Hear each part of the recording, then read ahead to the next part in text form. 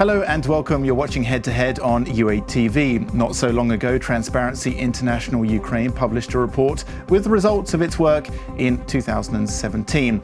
The achievements of the Ukrainian chapter of the Global Anti-Corruption Network were presented to donors and partners. So what were the achievements, and are there any results in fighting corruption in Ukraine? Well, joining us to discuss this is Oleksandr Kalitenko. He's a project manager at Transparency International Ukraine. Hello, thank you for coming in. Hello, thanks a lot. So it's a fascinating report, 54 pages, a lot of detail in there, a lot of broad topics which are covered, including corruption at local levels, including different initiatives that you have. So for our audience who perhaps haven't seen this report, could you explain what were the main achievements in 2017 in terms of the anti-corruption initiatives in Ukraine?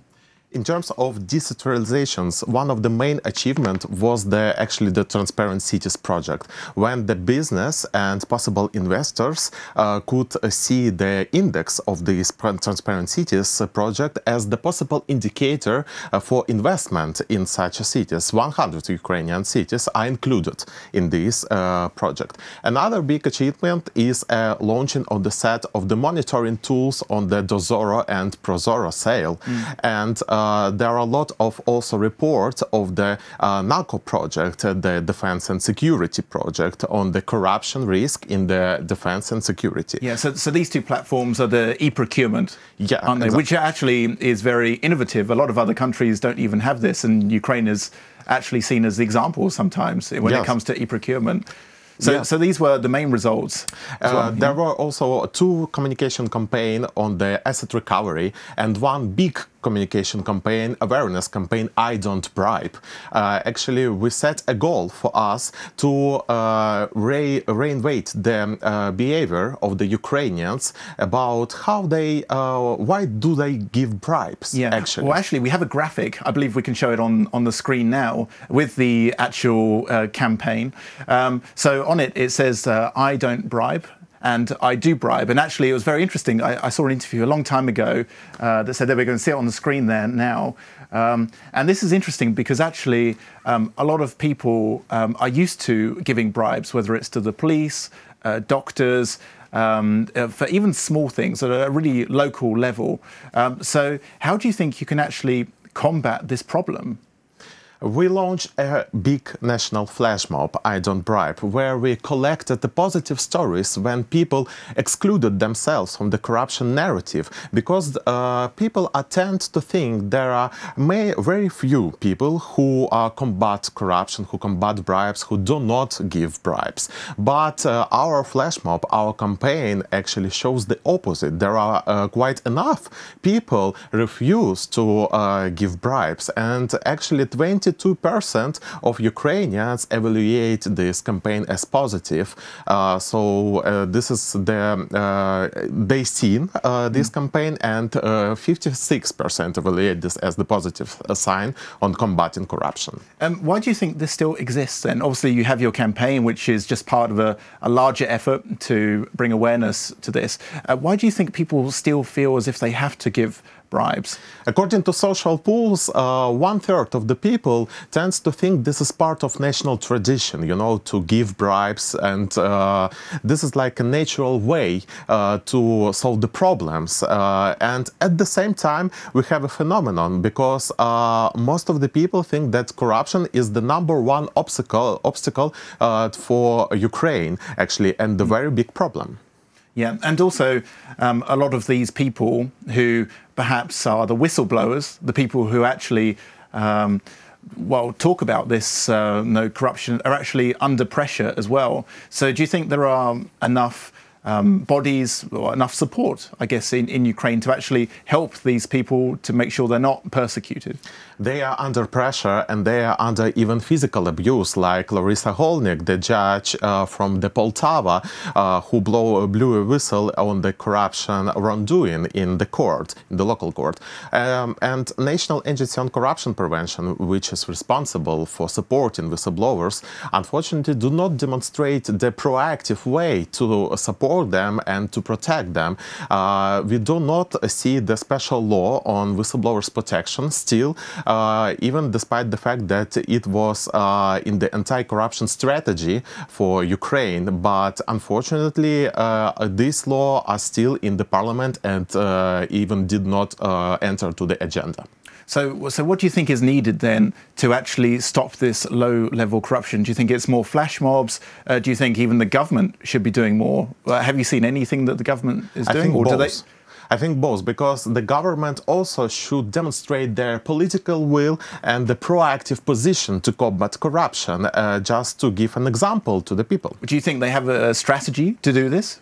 I think we don't have the anti-corruption strategy for this year, unfortunately, and the old anti-corruption strategy is already outdated. And just like we see as the latest news, unfortunately, system tend to counteract any attempts to combat corruption. I mean the e-declaration for civic activists, for example, and other initiatives. Because it was about a year ago, I think it was, that the Ukrainian parliament, the lawmakers actually voted for these activists to actually file e-declarations.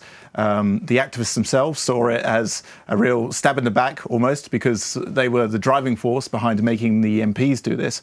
How important do you think the e-declarations have been now? I mean, obviously, they're a standard that is also being followed by other countries in Eastern Europe. They are standard, but not for the activists, because activists do not have the access for the budget money, and they cannot issue the obligatory decisions for the state, for example. But at the same time, activists are controlling, for example, government, controlling the local bodies, and so on and so forth. So that statements provided by the some state officials that Ukraine just followed the really good approach, like in Romania, Portugal, or Latvia. We actually, as a Transparency International, we asked our chapters in these countries, and no one actually told us so that this system for civic activists, anti-corruption activists, are in the place in their countries. And that's interesting. How important do you think is international pressure to actually stop these activists having to declare that? I mean, is this important? Now, what can be done? We saw a lot of the statements from the European Union, from the G7, from the lots of embassies, from the lots of organizations, even from the Venice Commission that stated it was a revenge from the Ukrainian powers, Ukrainian authorities, to civic anti-corruption activists. But actually, we do not see the results of this pressure. Unfortunately, the MPs failed to vote for cancelling this law. Yeah. Just to play devil's advocate, a lot of people in the government might say, well, we have to declare our income. Why don't the activists? Obviously, if they have nothing to hide, then there's no problem. What's your counter-argument to that? We should not just copy-paste the tool for the state officials to the civic activists, because there are some other mechanisms and tools, such as lobbying, for example. If you provide a good lobbying legislation, it could be a measure to control some fake NGOs or the civic activists who receive the money from oligarchs, for example. Oh, so this is the difference between the government and the activists. Okay. I want to move on to another topic as well. There's a lot of laws now in Ukraine that tackle corruption. I think someone told me there's at least several thousand people working on anti-corruption initiatives, which has good and bad points. But most of the time, it's often the reinforcement, how to ensure that these laws, these initiatives are actually followed through. That's really the real challenge. So actually, we have a graphic that we've made, which is a page from the report. We can see it on the screen. The reinforcement of anti-corruption infrastructure. So there's a number of figures to say different discussions, different campaigns at local level, videos, all this sort of thing. How effective has that been? Of course, we monitored the influence of these actually projects and these initiatives, and it is quite effective. It is concerned by the international partners, international organizations, and so on and so forth. But unfortunately, sometimes Ukrainian government, Ukrainian authorities do not demonstrate the willingness to actually to hear and listen to these experts' comments. Okay, well, that's really interesting. So you have the awareness campaign, you have these other things as well. What other strategies do you think civil society activists, such as Transparency International Ukraine, what sort of other strategies could they have to help fight corruption? Are there any future initiatives that you're looking at? Of course, we are planning to initiate a new anti-corruption awareness campaign this year, and we are planning to collaborate with other partners as well. And also, the main advice is do not stop at these anti-corruption initiatives, because the civil society and NGOs are recognized by the international community as the key players in the Ukraine on combating corruption. And do you think there's enough expertise in Ukraine on fighting corruption? You have a lot of people doing it, but do you think they actually have the skills, the knowledge? How much support is needed from international partners to actually really fight it properly? There are always some potential to increase their level of expertise, but the international partners and international organizations do really a great job, because they send also their experts. But I could tell you one really good example. Yeah, please. When the National Agency on Corruption Prevention asked for the expertise, international expertise, for the verification of asset declarations, and some European experts came to Ukraine, analyzed the processes of verification of declarations, and issued some recommendations just, I think, 1 month ago or something like that. One of these experts just told the fact in public that almost none of these recommendations put it in the place by the National Agency on Corruption Prevention, unfortunately. I see. And the establishment of these different agencies, the anti-corruption court, which I believe is still ongoing, that still hasn't been established properly. How important are these organizations in really fighting corruption? Now, what sort of impact do you think they realistically could have? National Anti-Corruption Bureau is very important, and it has a great impact on that for these 3 years. But National Agency on Corruption Prevention needs to reset and needs a new contents to have a new members of this agency and to totally relaunch the processes on it. Okay, perfect. Well, thank you so much for coming into our studio. It's been very interesting, and hopefully we'll have you back in to talk about this once again. Thank you. Thank you very much.